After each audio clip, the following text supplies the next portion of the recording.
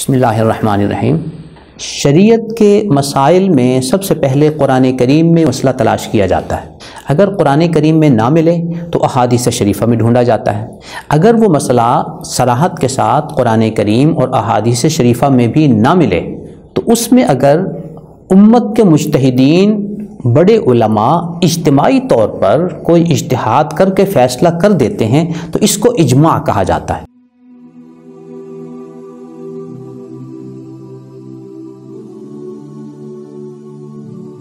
اجماع شریعت اسلامیہ کا ایک تیسرا ماخذ ہے۔ قرآن کریم احادیث شریفہ کے بعد تیسرا ماخذ و مصدر اجماع امت ہے۔ اجماع امت کے دلیل ہونے کے حوالے سے قرآن کریم اور مفسرین کے اقوال کی روشنی میں، احادیث شریفہ کی روشنی میں گفتگو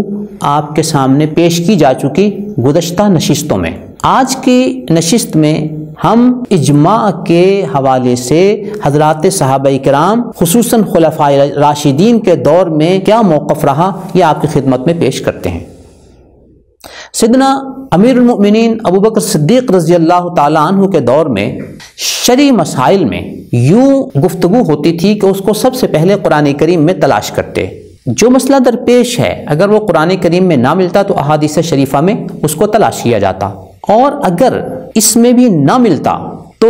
سنن دارمی کی روایت نمبر 171 میں امیر المؤمنین ابو بکر صدیق رضی اللہ تعالی عنہ کا یہ معمول موجود ہے، جمع رؤوس الناس وخیارہم۔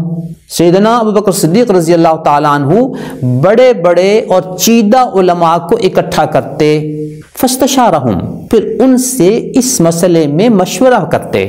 فَإِذَا أَجْمَعَ رَأْيُهُمْ عَلَىٰ أَمْرٍ قَضَىٰ بِهِ، جب وہ کسی ایک رائے پر اجماع کر لیتے تو وہ اسی کے مطابق فیصلہ فرما دیتے۔ یوں خلیفہ راشد امیر المؤمنین سیدنا ابو بکر صدیق رضی اللہ تعالی عنہ کے دور میں بھی اجماع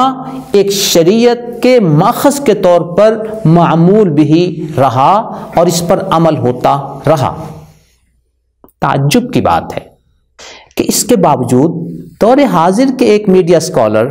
وہ اپنی کتاب مقامات کے صفحہ 157 پر کہتے ہیں کہ دین کے مآخذ میں اجماع کا اضافہ یقیناً ایک بدعت ہے۔ عجیب بات ہے، اسی صفحہ 157 پہ انہوں نے ایک عبارت نقل کی، یقینی طور پر یہ ایک بے بنیاد نظریہ ہے، یعنی سیدنا ابو بکر صدیق رضی اللہ تعالیٰ عنہ اس پہ عمل کر رہے ہیں، صحابہ کرام کو اکٹھا کر رہے ہیں، اسی کے مطابق فیصلہ کر رہے ہیں، اور 15ویں صدی کے یہ میڈیا اسکالر کہتے ہیں کہ یہ اضافہ شریعت کے ماخذ میں ایک بدعت ہے اور یقینی طور پر یہ ایک بے بنیاد نظریہ ہے۔ آگے بڑھتے ہیں، اس روایت کی سند کو سنن دارمی کے حوالے سے آپ کی خدمت میں پیش کی گئی، القطوف الدانیہ میں صحیح قرار دیا گیا ہے۔ سیدنا امیر المؤمنین عمر بن خطاب رضی اللہ تعالی عنہ کے دور میں اجماع کے حوالے سے کیا موقف رہا؟ انہوں نے اپنے قاضی شریح کو ایک خط لکھا، اس خط کا تذکرہ بھی سنن دارمی کی حدیث نمبر 179 میں ہے، جس کی سند کو القطوف الدانیہ میں توثیق شدہ قرار دیا گیا ہے۔ سیدنا شریح کے خط میں امیر المؤمنین عمر رضی اللہ تعالیٰ عنہ نے لکھا، فانظر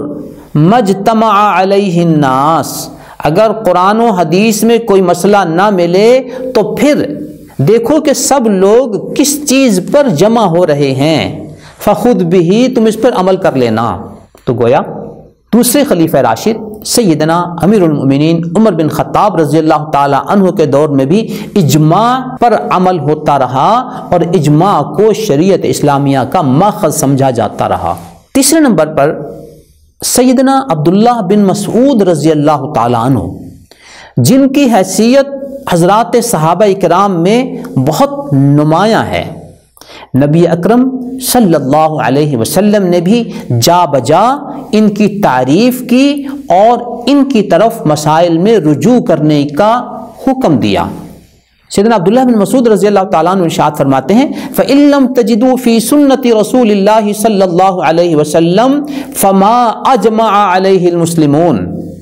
اگر قرآن کریم اور نبی اکرم صلی اللہ علیہ وسلم کی سنن مبارکہ میں یہ مسئلہ نہ ملے تو پھر یہ دیکھو کہ مسلمانوں کا اجماع کس بات پر ہو چکا ہے، اس پر عمل کر لو۔ اس بات کا تذکرہ سنن دارمی حدیث نمبر 171 میں موجود ہے۔ یوں گویا آج کی نشست میں ہم نے آپ کے سامنے پیش کیا کہ سیدنا ابوبکر صدیق، سیدنا عمر بن خطاب، سیدنا عبداللہ بن مسعود رضی اللہ تعالی عنہ نے قرآن و سنت کے بعد اجماع کو ایک مأخذ کے طور پر اور ایک دلیل کے طور پر امت اسلامیہ کے سامنے پیش کیا۔ سیدنا مسیب بن رافع جو ایک تابعی ہیں اور حضرت ابو سعید خدری اور جابر بن سمرہ ان دونوں صحابہ کے شاگرد ہیں، وہ حضرات صحابہ کرام رضوان اللہ تعالی علیہم اجمعین کے اجماع کے بارے میں موقف کا ذکر یوں کرتے ہیں، کانو اذا نزلت بہم قضیۃ، اگر صحابہ کرام کو کوئی ایسا مسئلہ درپیش ہوتا، لیس فیہا من رسول اللہ صلی اللہ علیہ وسلم اثر، اور اس میں نبی اکرم صلی اللہ علیہ وسلم کی کوئی حدیث انہیں نہ ملتی، اجتمعوا لہا واجمعوا، اور اجماع پر عمل کرتے، فالحق فیما رأوا، یہی ان کا موقف حق ہے، فالحق فیما رأوا، دوبارہ کہتے ہیں کہ یہی ان کا موقف حق ہے۔ اس بات کا تذکرہ دارمی نے 115 نمبر روایت میں کیا ہے۔ یوں اجماع کے بارے میں سیدنا ابوبکر صدیق، سیدنا عمر بن خطاب، سیدنا عبداللہ بن مسعود اور تابعین میں سے حضرت مسیب جو صحابہ کرام کا موقف نقل کر رہے ہیں اجماع کے بارے میں، وہ آپ کے سامنے پیش کیا کہ وہ اس کو دین کے ایک مأخذ اور دلیل کی حیثیت سے اختیار کرتے تھے۔ کیا تعجب کی بات نہیں کہ اس سب کے بالمقابل 15ویں صدی کے ایک میڈیا اسکالر نے اجماع کے بارے میں اپنی کتاب مقامات کے صفحہ 157 پہ یہ لکھ دیا کہ دین کے مآخذ میں یہ اضافہ یقیناً ایک بدعت ہے، اور اسی صفحے پر یہ عبارت نقل کر دی کہ یقینی طور پر یہ ایک بے بنیاد نظریہ ہے۔ اب صورتحال آپ کے سامنے ہے، خلفائے راشدین، صحابہ کرام کا موقف ایک طرف اور 15ویں صدی کے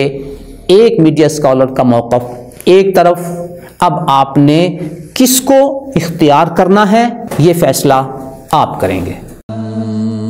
نظروا لطيبة ونور طه يسطعون